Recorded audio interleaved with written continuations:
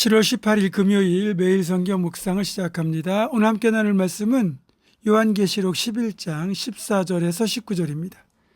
요한계시록 11장 14절에서 19절의 말씀을 제가 봉독합니다. 둘째 화는 지나갔으나 보라 셋째 화가 속히 이르는도다. 일곱째 천사가 나팔을 불매 하늘에 큰 음성들이 나서 이르되 세상 나라가 우리 주와 그의 그리스도의 나라가 되어 그가 세세토록 왕노릇 하시리로다 하니 하나님 앞에서 자기 보좌에 앉아 있던 24장로가 엎드려 얼굴을 땅에 대고 하나님께 경배하여 이르되 감사하옵나니 옛적에도 계셨고 지금도 계신 주 하나님 곧 전능하신 이여 친히 큰 권능을 잡으시고 왕노릇 하시도다. 이방들이 분노하매 주의 진노가 내려 죽은 자를 심판하시며 종 선지자들과 성도들과 또 작은 자든지 큰 자든지 주의 이름을 경외하는 자들에게 상 주시며 또 땅을 망하게 하는 자들을 멸망시키실 때로소이다 하더라. 이 하늘에 있는 하나님의 성전이 열리니 성전 안에 하나님의 언약궤가 보이며 또 번개와 음성들과 우레와 지진과 큰 우박이 있더라. 아멘. 오늘 본문 14절은 이렇게 선포합니다. 둘째 화는 지나갔으나 보라 셋째 화가 속히 이르는도다. 숨 돌릴 겨를도 없이 거듭 화가 몰아치고 있습니다. 그렇게 삽입된 내용이 끝나고 일곱 번째 나팔 재앙이 선포됩니다. 일곱 번째 나팔 재앙이 선포될 때 주님의 나라가 완성될 것을 15절에서 말씀하시죠. 세상 나라가 우리 주와 그의 그리스도의 나라가 되어 그가 세세토록 왕노릇 하시리로다. 아멘.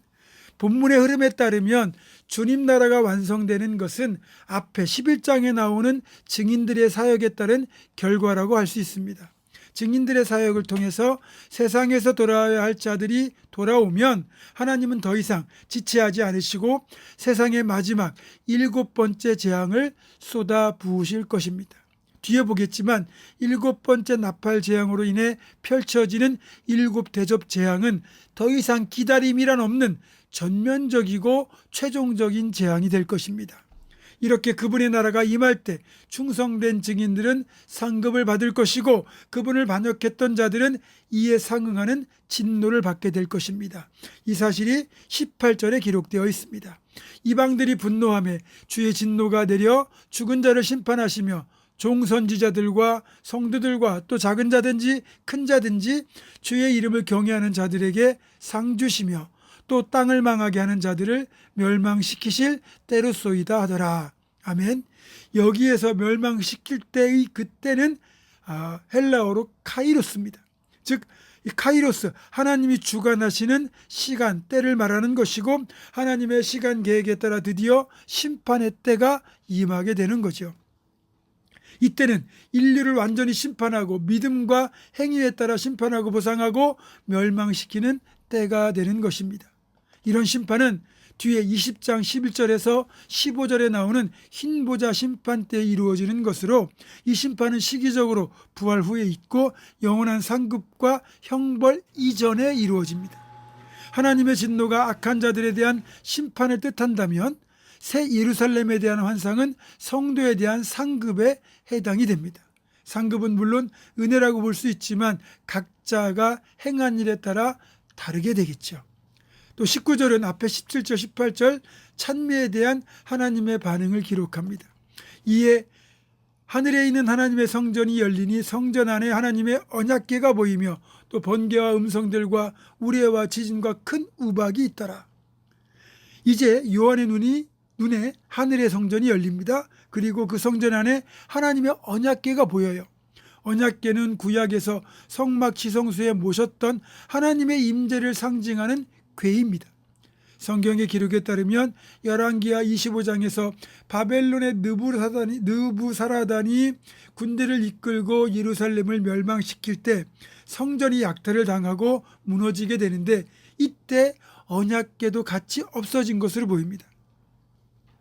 그럼 언약궤가 어디 갔느냐? 전설에 따르면 예레미야 선지자가 그 언약궤를 취해서 느보산에 숨겨두었고 마지막 날 하나님이 그의 백성을 모아 자비하심을 보이실 때까지 그곳에 있게 될 것이라고 외경인 마카비서 2장에 기록되어 있습니다. 여기에 비춰볼 때 하늘의 성전에 하나님의 언약궤가 보이는 것은 하나님께서 자기 백성을 향하여 자비하심을 보이실 마지막 날이 가까웠다, 이렇게 해석이 되는 거죠. 또 번개와 음성들과 우레와 지진과 큰 우박이 있다는 것은 하나님의 진노를 상징하는 것으로, 특징적인 것은 이같이 하나님의 진노도 그렇고 자비도 그렇고 그 모든 약속이 하늘의 성전에서 나온다는 겁니다. 다섯째 나팔에서 나타나는 첫째 화가 하늘 성전의 성소 안에 있는 제단에서 드리는 모든 성도들의 기도에서 시작된 것처럼, 또 여섯째 나팔과 함께 둘째 화가 같은 제단에서 그 기도에 대한 응답으로 열린 것처럼, 셋째 화는 지성소가 열리는 것과 그 속에 있는 언약궤가 보이는 것으로부터 시작이 됩니다. 하나님의 심판이 점점 깊어지고 있음을 발견할 수 있죠. 사실 첫째 화가 임하든 둘째 화가 임하든 셋째 화가 임하든 우리 믿음의 사람들은 끝까지 믿음을 지키기만 하면 됩니다. 하나님께서 화를 면하게 해주실 것이고, 화를 통과할 필요가 있다면 통과할 힘도 주실 것이고, 그 마지막에는 우리를 향한 하나님의 상급의 은혜가 예비되어 있다는 겁니다. 이 사실을 늘 기억하며 끝까지 상급을 향하여 믿음을 지키는 우리 모두가 될 수 있기를 주님의 이름으로 축원합니다. 기도하겠습니다.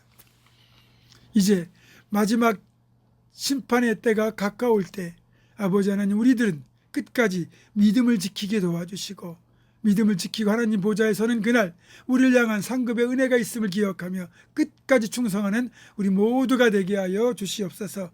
예수님의 이름으로 기도하옵고, 이제는 우리 주 예수 그리스도의 은혜와 하나님의 사랑과 성령의 교통하심이 하늘 상급을 향하여 끝까지 믿음을 지키며 나아가기로 결단하는 사랑하는 모든 성도들, 이들의 삶과 가정과 생업과 앞날과 우리 교회 위에 지금부터 영원토록 함께 하시옵기를 간절히 축원하옵나이다.